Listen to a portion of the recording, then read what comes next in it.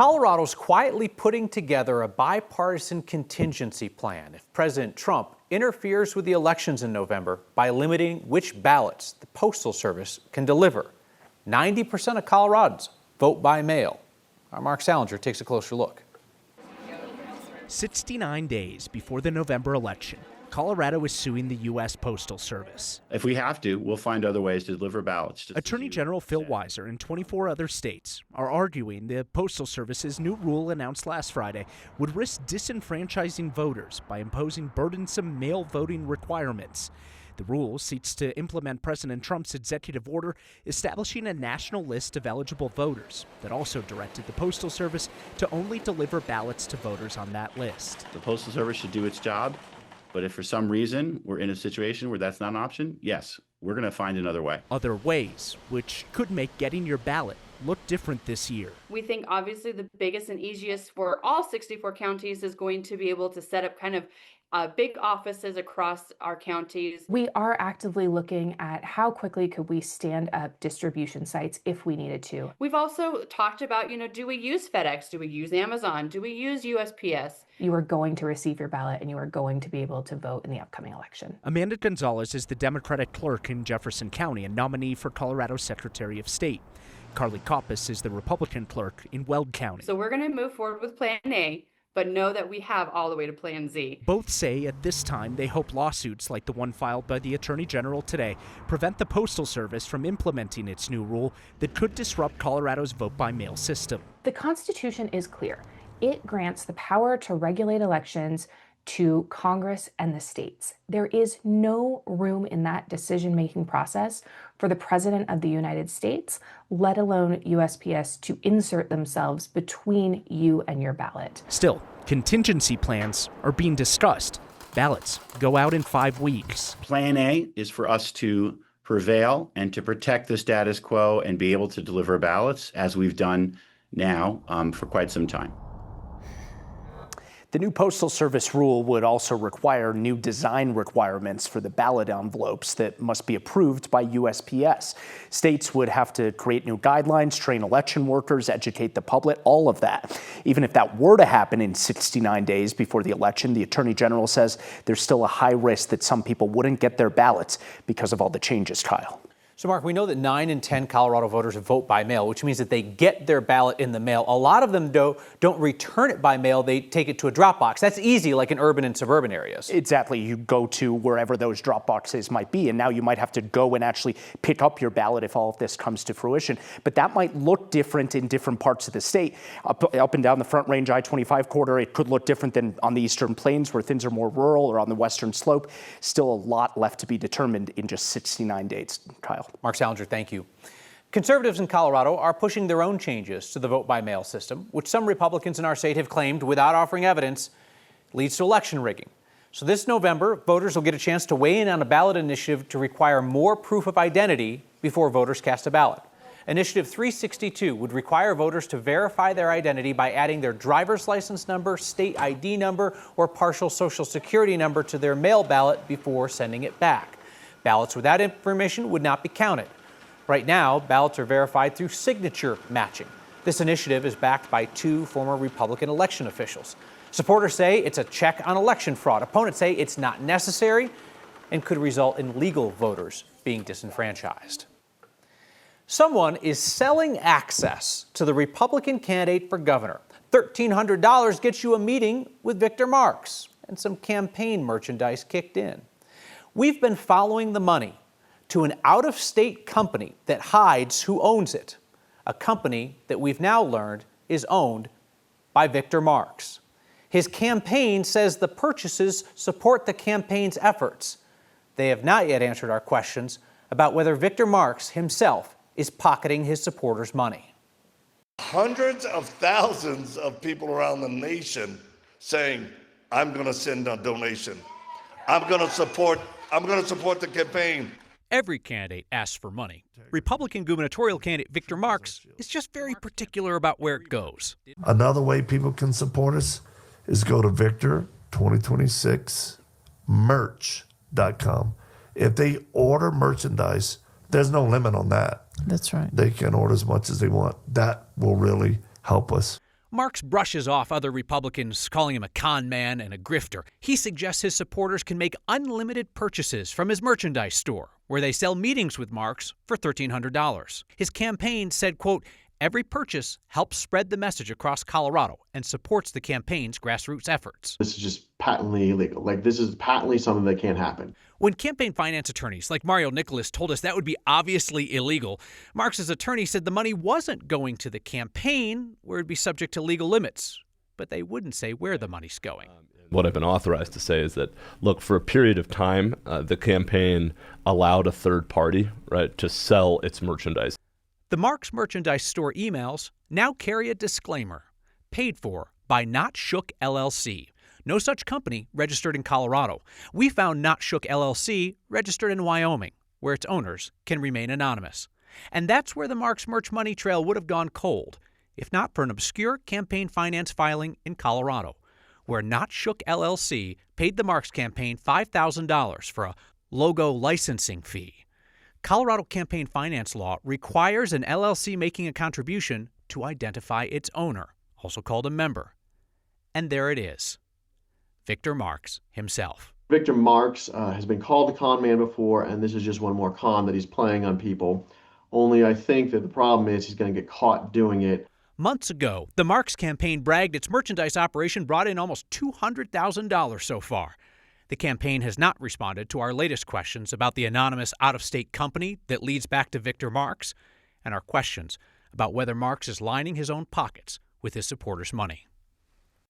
We also looked for any signs that Victor Marks could be funneling money from the merchandise sales operation back into the campaign, since candidates themselves can give an unlimited amount of cash. As of the latest campaign finance reports from earlier this month, Victor Marks has given his campaign $45 in cash. Ranchers in Colorado are asking President Trump to reconsider his plan to lower beef prices. They claim that lifting tariffs on beef imports, even temporarily, will hurt American ranchers. Ranchers we talked to said that they're already struggling with the drought and fuel costs and rising feed prices. Last week, the Trump administration announced it's going to let beef be imported tariff-free for the next 90 days to try and lower prices at the grocery store. Could change the pricing at the meat counter at the grocery store, which then is going to change prices for packers back to feedlots. So that rancher we spoke with wants the administration to look for solutions stateside first. Colorado's Livestock Association and the Colorado Cattlemen's Association put out a joint statement opposing President Trump's plan to ease beef tariffs. They're asking him to reconsider. Before we get to this week's Word of Thanks microgiving campaign, I want to acknowledge what y'all did out of the blue yesterday after the death of Dolly Parton. We reshared last year's microgiving campaign for Dolly Parton's Imagination Library, Colorado, just in case anybody felt so moved as to donate in her memory. And that's how you raised $135,000 in one day. It's your largest one-day donation drive outside of our efforts for the Marshall Fire and the terrible wildfires of 2020. On behalf of all the folks at Imagination Library, Colorado, thank you. Said a lot about what Dolly Parton meant to so many people, and also the love that you share for Colorado's kids. If you'd still like to chip in, that link is on all of my social media pages. But we had set aside this week's microgiving campaign to help Colorado's kids in another way, and I hope that you'll consider giving to that. There are doctors' clinics and schools in low-income areas of Adams County, and they could really use our help. Kids First Healthcare has been dealing with, as they say, one cut after another. Federal cuts to Medicaid are impacting their budget, but they're determined to keep caring for students in Adams County school districts as they have for decades. They have proven that putting pediatricians' offices right inside schools means that more low-income families can access that care without having to worry about transportation or taking off time from work or not being able to afford those visits. Kids First Healthcare can talk all day about the studies showing that school-based healthcare, medical, dental, and mental health helps kids improve their behavior and their grades. But studies don't pay for the care that these kids need. We can help with that. Scan the QR code on your screen or text the word THANKS to 303-871-1491. We'll send you that link to donate. Even $5 helps. That's how you've raised $19.5 million. You know the deal. I'm never going to ask you to give if I don't, so I'll match the first 50 donations of $5 to get us going. More than 8,000 of you have signed up to make a monthly pledge to the Word of Thanks Fund. You put in your info one time, you pick an amount, and each month it's automatically split among all the nonprofits we feature. And this month, with 4 campaigns, you'll drop in $50,000 a week. Denver Water plans for the possibility of another drought next year by putting in new restrictions this year. Fat, furry, and fabulous. Welcome, Colorado, to Fat Marmot Week.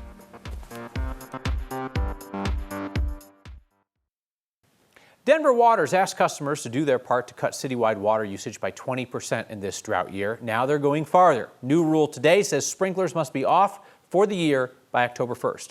Customers would be required to turn off their sprinklers by the end of September. Trees and shrubs could still be watered by hand. Denver Water says drastic action is necessary because their reservoirs are currently at 73%. One of the reasons we took the action for October 1st is we need a little bit more savings. We're really trying to protect against what may happen next year. We don't know what the snow is going to look like, so we're really thinking about this drought in the long term and protecting our customers' investment in their landscape and the economy's investment in our communities. Denver Water says they'll enforce the rules for watering after October 1st, as they did over the summer. Warnings, then fines. Certain high-traffic areas, like sports fields and parks, can apply for exemptions, but Denver Water has to approve on a case-by-case basis. Meteorologist Chris Bianchi, free water tonight. Yeah, Kyle, I actually want to go back to what you just heard a second ago and address that, because that's the smart approach. I say this, that I think a lot of people are banking on this El Nino and the strong El Nino discussion on that reviving our snowpack in the high country. Folks, that is far from a guarantee. We're going to release our full winter outlook here in the next week or two here at 9 News. It is not a guarantee that the El Nino is going to replenish the snowpack. So just want to clear things up there. I think that there is a lot of expectation, hype around that. Just want to clarify that. We are getting some free water right now, though, as Kyle said. Downtown Denver getting a storm popping up. Boulder getting some needed rain, and it's the southeast metro getting the majority of the rainfall. Seeing some storms here in southern Colorado, but want to draw your attention here in the southeastern parts of the metro area where we are seeing some of these storms, including a few severe thunderstorm warnings from about the the southeastern corner of Aurora all the way out into Albert County, where we are seeing some small hail and some damaging winds. Then southeast side of town, seeing some storms up by Centennial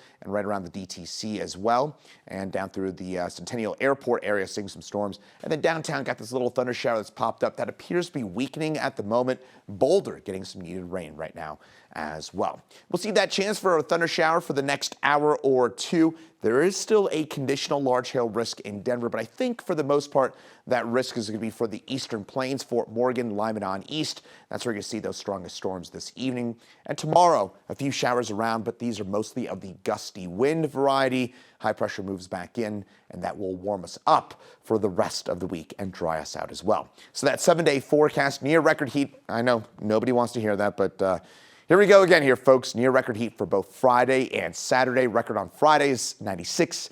It's 97 on Saturday. You're going to be right near that. But some good news, showers and storms return for the end of the weekend. The most Colorado thing we saw today is kids celebrating this state's favorite rodent. I'm guessing you've heard of Fat Bear Week in Alaska. That's not a bear. That is a marmot. And it is Fat Marmot Week in our state. Extra big deal for the kids at Aspen Crossing Elementary in Aurora, home of the Marmots, one of 3 schools in the country with marmot mascots. Can't believe there's 2 others.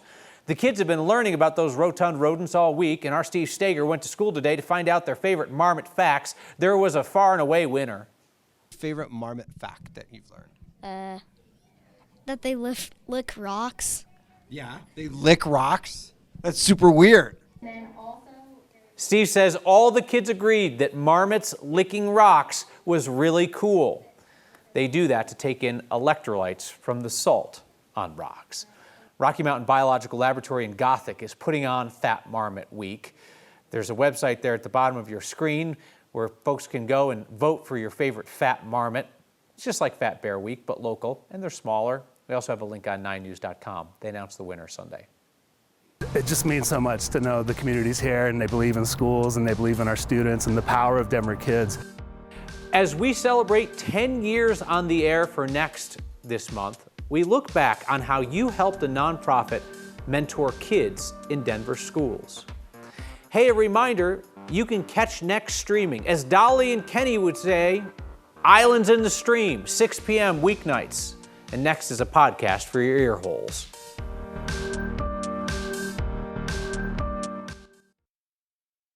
This month marks 10 years on the air for Next. One of the things that I love most about our time together is what you selflessly do for our neighbors. 324 straight weeks of microgiving, raising $19 million for nonprofits across Colorado. You're going to hit $20 million in the coming weeks. You do it with no oversized check presentations, no fanfare, no celebration. It is just generosity, week after week after week. You raised more than $59,000 last year for the nonprofit Denver Kids. Today, our Byron Reed found them busy with back to school.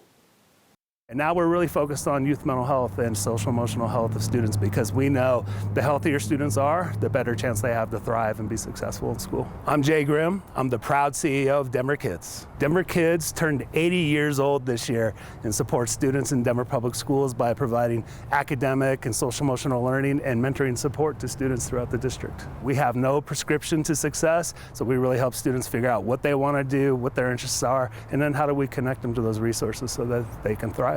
The nonprofit Denver Kids is now facing its own challenge, though. Next viewers showed up incredibly for us. We set out with a $50,000 challenge to help us meet some funding needs we had last year, and the viewers came through and got us $60,000, so exceeded our goal by $10,000, which was so critical last year. There was pressures from federal funding and school funding, so we're really proud that we stepped up, and as a result of that funding, we're able to serve 100 more students last year, so it's been incredible. It's really just helped us continue to measure the efficacy of our programs as well, so we're investing in a little bit of research just to show the schools and our funders and our donors that this really works for students, and we're moving the needle for kids. And we've had several of the Next viewers step up and say, we're going to start making monthly contributions. We want to volunteer. We want to learn how to mentor. We want to be there for Denver Kids. So it's just been absolutely incredible. It just means so much to know the community's here and they believe in schools and they believe in our students and the power of Denver Kids. Thank you, Next viewers. It means a lot. So thanks for all your support.